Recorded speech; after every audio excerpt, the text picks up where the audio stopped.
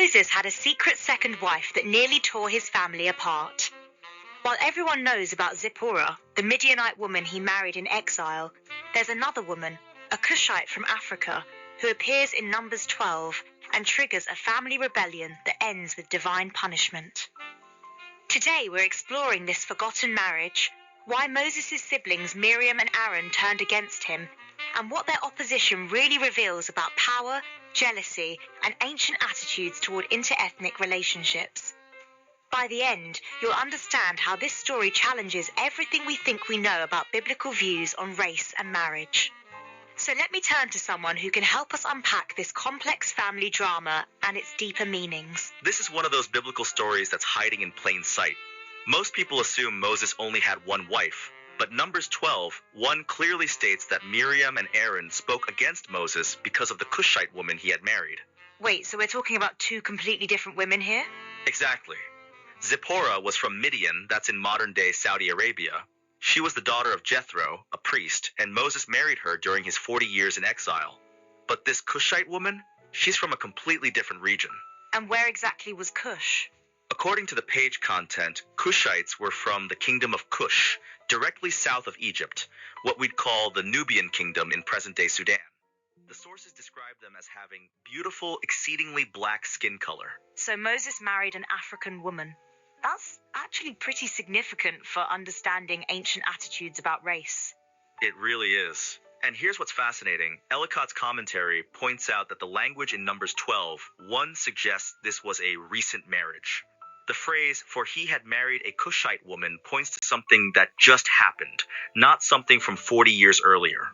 So what happened to Zipporah? Did she die? That's the most likely explanation. Moses was over 81 at this point. He had a remarkably long life. Ellicott's commentary suggests Zipporah had died and Moses married one of the African Cushites who had accompanied the Israelites out of Egypt. Okay, so Moses remarries, this time to an African woman. But why did this cause such a family uproar? Well, that's where it gets really interesting. The text tells us that Miriam and Aaron criticized Moses because of his Cushite wife, but then immediately they ask, "Has the Lord indeed spoken only through Moses? Has he not spoken through us also?" Oh, so the marriage was just the excuse. The real issue was about authority. Exactly. According to the unforsaken source, Miriam and Aaron opposed Moses out of jealousy and pride, questioning his unique role as God's chosen leader. They criticized him over his marriage to an Ethiopian woman, but their real complaint was against the authority God had given him. So they're using his interracial marriage as ammunition in what's really a power struggle. Right. And here's something really telling. Ellicott's commentary notes that Miriam was the leader in this rebellion. Her name appears first, and the Hebrew verb is in the feminine gender. She was the primary instigator, not Aaron. That's fascinating. So Miriam, who was herself a prophetess, is leading this challenge to Moses' authority. Exactly. The Enduring Word commentary suggests her discontent might have arisen because, being a prophetess, she was not one of those 70 that were chosen to be helps in government. She felt excluded from power. So this is really about sibling rivalry and political positioning within the leadership of Israel. But here's what's really striking. They chose to attack Moses through his wife, and not just any aspect of the marriage, but specifically her ethnicity. They criticized Moses and his wife for something she had no control over, her appearance and background. That feels very familiar, doesn't it? Using someone's race or ethnicity as a weapon in what's really about something else entirely. Absolutely. And what's particularly tragic is how the Cushite woman herself is portrayed in this story. David Adamo's research points out that she represents a marginalized voice. She has no name and no dialogue, despite playing a significant role in the narrative. She's completely silent throughout this whole conflict about her. Exactly. Adamo notes that the narrator of the text did not only refuse to give her a name, there is no single word put in her mouth, despite the dominant and significant role her presence played in the narrative. Her silence becomes a powerful element of the story. What does that silence represent? According to the research, silence in biblical narratives can indicate contempt, disapproval, or indifference, but it also highlights the broader marginalization of women, and especially African women, in these ancient texts. So she becomes this voiceless figure at the center of a family power struggle. But how does God respond to all this? God's response is immediate and decisive. According to the topical Bible source, the Oraid calls Moses, Aaron, and Miriam to the tent of meeting, where he descends in a pillar of cloud and affirms Moses' unique position. And then what happens? God strikes Miriam with leprosy, turning her skin white as snow. Aaron recognizes the severity of their sin and pleads with Moses to intercede. Moses cries out, "Oh God, please heal her." And God instructs that Miriam be confined outside the camp for 7 days. Wait, that's incredibly significant. God punishes Miriam for opposing Moses' interracial marriage. Exactly.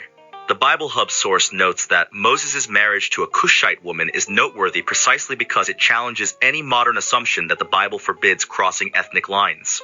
When Miriam and Aaron spoke against Moses on this basis, God sternly rebuked them.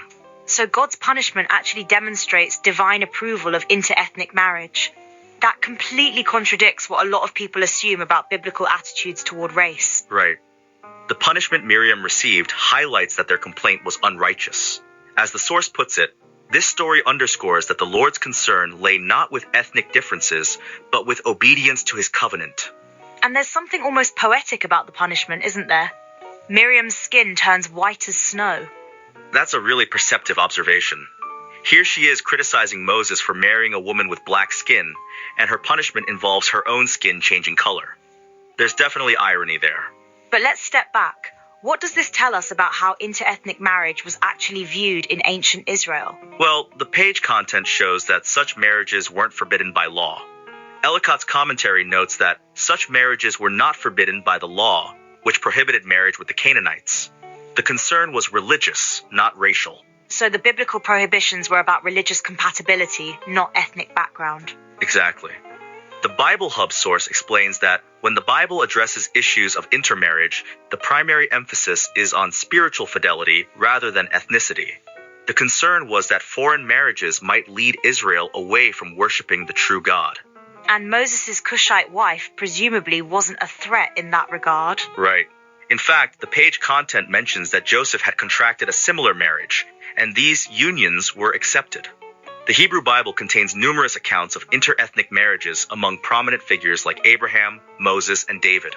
So this story is really challenging our assumptions on multiple levels about biblical views on race, about family dynamics, about power and authority. Absolutely. And it's worth noting that modern interpretations often try to avoid the racial implications. David Adamo's research points out that modern interpretations often de-Africanize the Cushite woman, overlooking her significance as an African figure. Why do you think that happens? Adamo suggests it's because there are few African women biblical scholars and also deep prejudices against women. The tendency is to minimize or explain away the African identity rather than engage with what it means. So even in modern scholarship, this woman continues to be marginalized. Unfortunately, yes. But when we actually look at the text carefully, we see that God's response validates Moses' choice and condemns those who opposed it. The divine perspective is clear. And what about the broader implications for understanding authority and leadership in these ancient communities? This episode serves as what the sources call a profound reminder of the sanctity of God's chosen leaders and the importance of respecting divinely appointed authority. It shows that leadership among God's people is determined by divine choice, not family politics. So Miriam and Aaron learned the hard way that you can't challenge God's chosen leader, even if you're family. Exactly. And the fact that they used Moses' interracial marriage as their weapon of choice makes their punishment even more significant. God was defending both Moses' authority and his right to marry across ethnic lines. It's remarkable how this one story touches on so many issues that are still relevant today. Family dynamics, racial prejudice, power struggles, the silencing of marginalized voices. And it challenges us to look more carefully at our assumptions about what the Bible actually says about race and ethnicity. This isn't the story of a God who disapproves of interracial marriage. It's quite the opposite. Right. God punishes those who oppose it. And that punishment comes with a clear message about Moses' unique relationship with God. As the text says, I speak with him face to face, clearly and not in riddles. He sees the form of the Ora. Why then were you not afraid to speak against my servant Moses? So when you step back from all this, what we're really seeing is a story about jealousy masquerading as moral concern, about using race as a weapon in power struggles, and about a God who defends both his chosen leader and interethnic marriage. Exactly. And at the center of it all is this unnamed Cushite woman whose very presence exposes the true motivations of Moses' siblings. Her silence speaks volumes about how marginalized voices get caught in the crossfire of larger conflicts. It makes you wonder how many other stories like this are hiding in plain sight in ancient texts. Stories that challenge our assumptions about the past and maybe help us understand the present a little better. That's exactly why this kind of careful reading matters. When we dig beneath the surface, we often find that these ancient stories are far more complex and relevant than we initially realized. Well, here's what I'm taking away from this. The next time someone uses the Bible to justify racial prejudice, remember Moses and his Cushite wife. Remember that God struck down those who opposed their interracial marriage. Sometimes the most powerful arguments are the ones hiding in plain sight. Thanks for joining us on Copilot Podcasts. Moses' secret second marriage wasn't really a secret at all. It was right there in Numbers 12, waiting for us to pay attention to what it actually says about love, power, and the divine perspective on crossing ethnic lines.